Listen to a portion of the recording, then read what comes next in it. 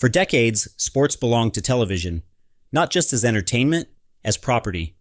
The networks owned the rights, they set the schedules, they decided when you watched and on what terms. The model was simple, and for 50 years it worked.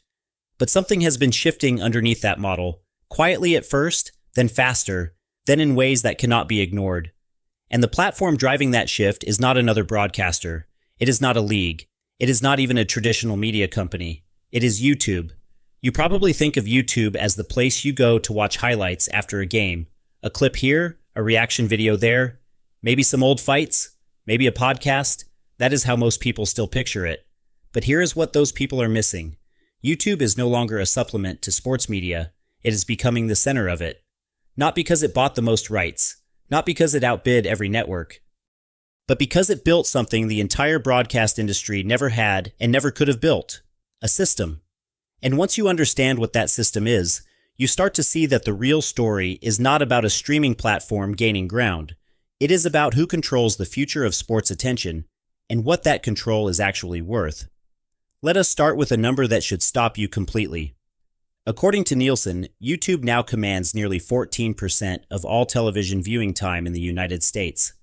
That is more than any single cable network, more than any broadcast channel, more than any other streaming service.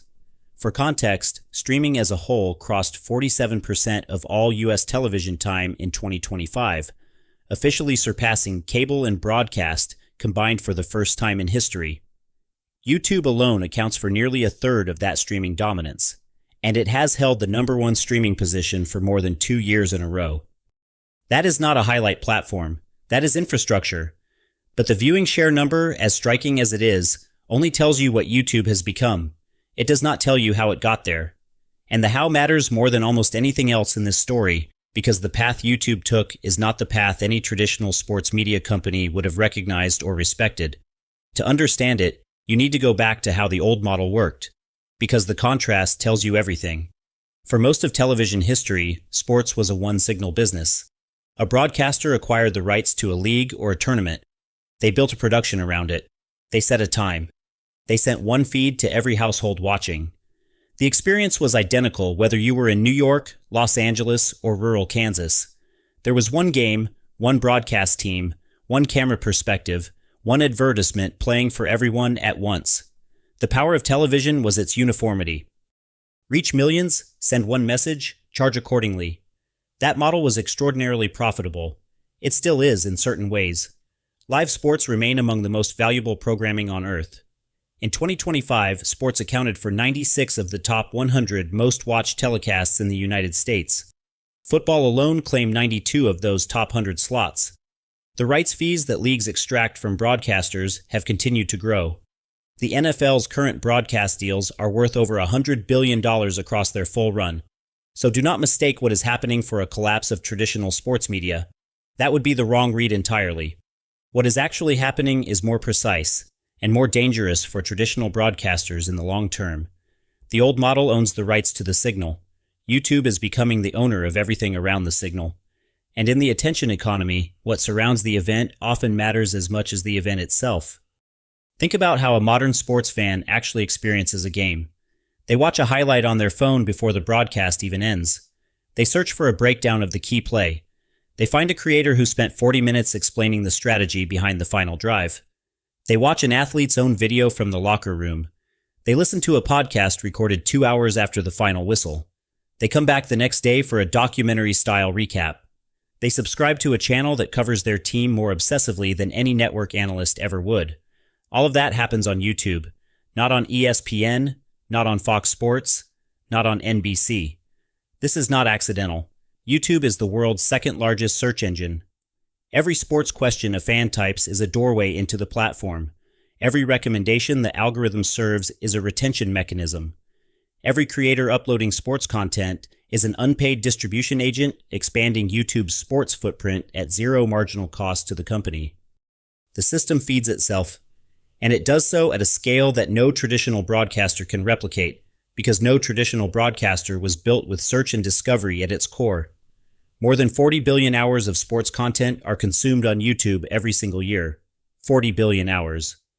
To put that in any kind of frame, that is not just fans watching clips.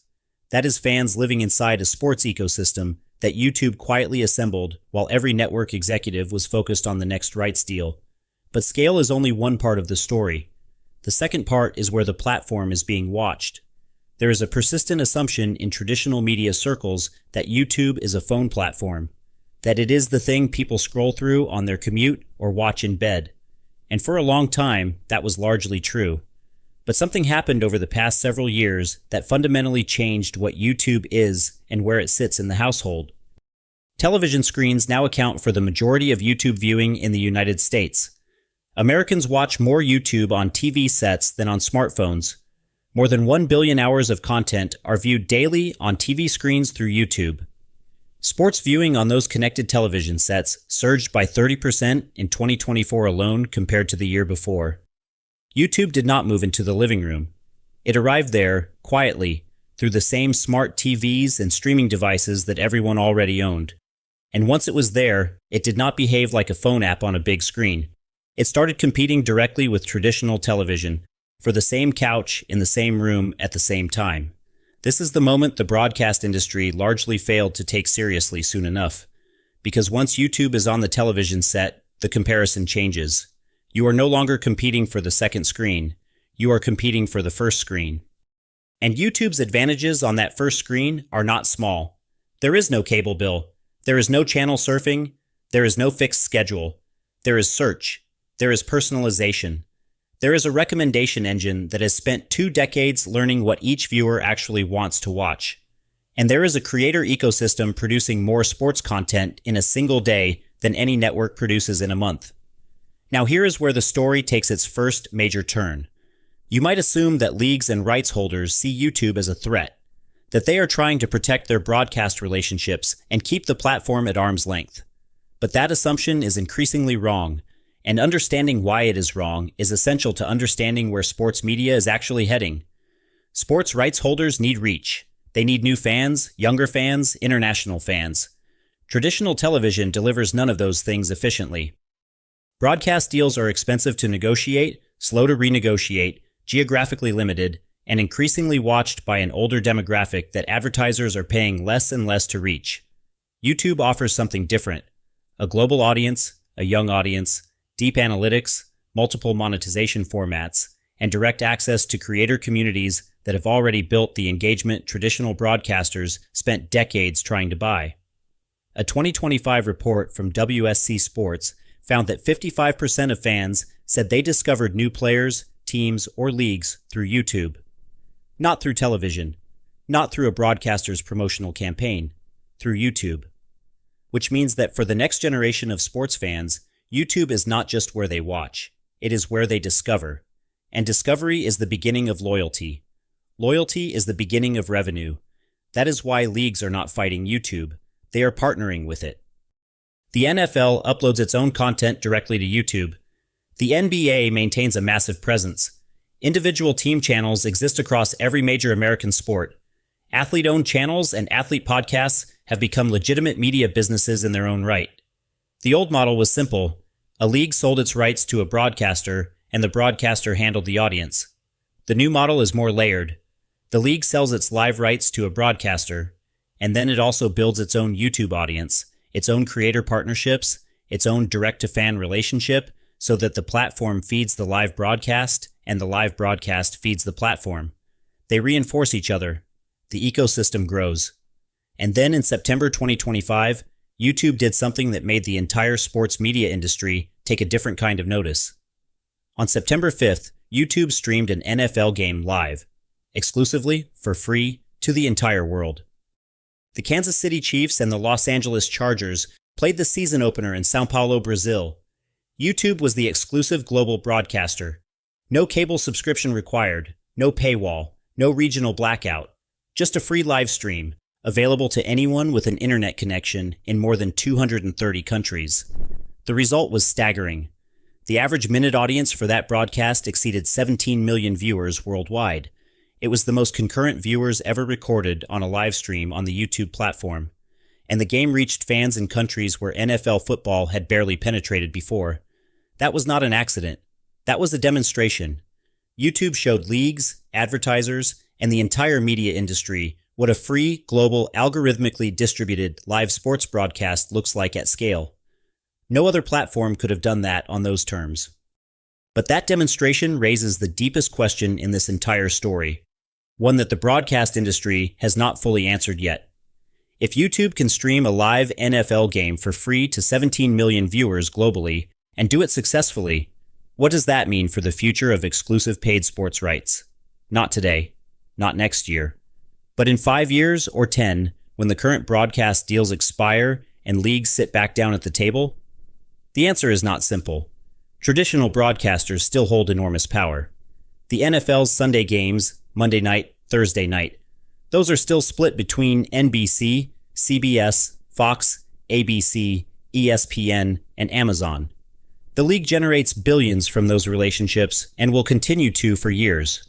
But YouTube now has a seat at that table it did not have 5 years ago. It holds the Sunday Ticket package, the out-of-market game subscription that cost Google approximately $2 billion per year in rights fees. It has proven it can execute a live broadcast. It has proven it can draw a massive audience.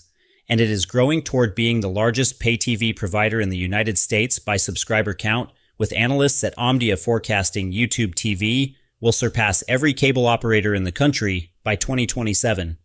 This is not a company testing the edges of sports media. This is a company systematically building the infrastructure to sit at the center of it. And yet, the part of this story that most people completely overlook is not the live rights. It is the creator economy. Here is the number that should reset everything you think about how sports media actually works for the next generation. According to a 2025 study conducted by Google and Smith Geiger, 56% of U.S. sports fans between the ages of 14 and 24 watch or engage with creator-made or fan-made sports content on YouTube every single week. 57% engage weekly with athlete-hosted podcasts or athlete videos. Not network analysts, not broadcast journalists, creators. Athletes speaking directly to fans through their own channels, building their own audiences, generating their own advertising revenue on YouTube. This matters economically in ways that go far beyond individual creator income. When a sports creator builds an audience on YouTube, they are also building a funnel. Fans who discover a team through a creator's video are more likely to search for more content about that team, more likely to watch the live game when it is available, more likely to become long-term followers. The creator does not replace the broadcast. The creator expands the emotional investment that makes the broadcast worth watching. And YouTube sits at the center of that entire relationship, collecting the ad revenue, collecting the data, deepening the algorithm's understanding of what each viewer wants to see next.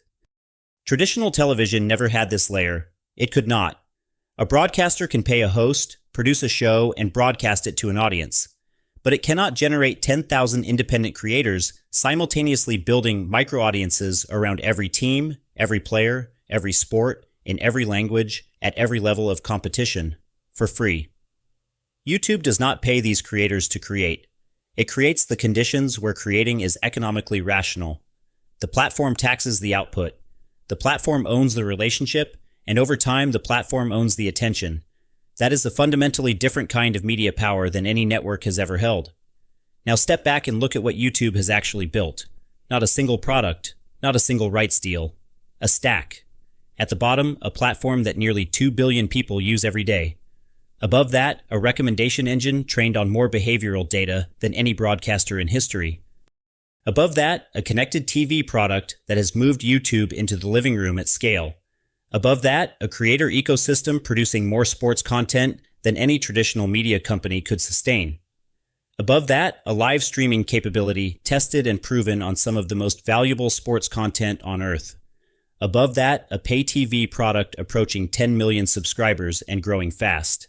And above all of that, a sports content library so deep, 40 billion hours per year, that no fan could ever exhaust it. Each layer feeds the others. Search brings fans to the creator content. The creator content builds attachment to teams and leagues. That attachment fuels demand for live games. Live games bring viewers onto the platform who then consume more content. More consumption makes the algorithm smarter. A smarter algorithm serves more relevant recommendations. More relevant recommendations bring people back. And every return visit generates advertising revenue, which YouTube shares with creators, which incentivizes more creators to produce more content. The loop is self-reinforcing and it runs continuously, 24 hours a day, across every sport, in every market, in every language. This is not how any broadcaster was built. This is how a platform was built. And the difference between those two architectures is now defining the future of sports media. The honest question, the one that the broadcast industry will have to answer in the coming years, is not whether YouTube will replace traditional sports television. It will not, at least not soon, and probably not entirely. Live rights are still extraordinarily expensive. Traditional broadcasters still reach audiences that YouTube does not fully capture. The economics of a single rights deal will remain powerful for as long as sports remains the last thing people watch live on television at scale. But here is the reframe that changes how you read this entire story. Power in media has never really been about who owns the content. It has been about who owns the relationship with the audience. For 50 years, broadcasters owned that relationship because they were the only path between a league and a fan. You wanted to watch the game, you had to find the channel. That was the leverage. That was the business. YouTube is dismantling that leverage. Not by buying the rights, but by becoming the place where fans live before the game, during the game, and long after it ends. It is the place where they search, the place where they discover, the place where they react, debate, rewatch, and follow the players they love between seasons. That is not a highlight platform. That is the emotional core of modern sports fandom. And once a platform owns the emotional core, the formal rights become something different. Less an exclusive gate and more a transaction between a league and a distribution system that already controls the fan. In media, the company that controls attention does not always own the content, but it often becomes more powerful than the company that does. Sports did not move to YouTube because fans like clips. It moved there because YouTube built the one thing that modern sports media now needs most: a system that can combine reach, personalization, creator ecosystems, live streaming, connected TV scale, data, and monetization in a single place. No broadcaster built that. No league built that. No streaming service has yet matched it. And once a platform becomes the place where fans search, discover, watch, react, follow, and return, week after week, season after season, it stops being just another outlet in the media landscape. It becomes the infrastructure that holds the landscape together, and whoever owns the infrastructure owns the future, not loudly, not all at once, but inevitably, and at a scale that the one-signal broadcast model was never designed to withstand.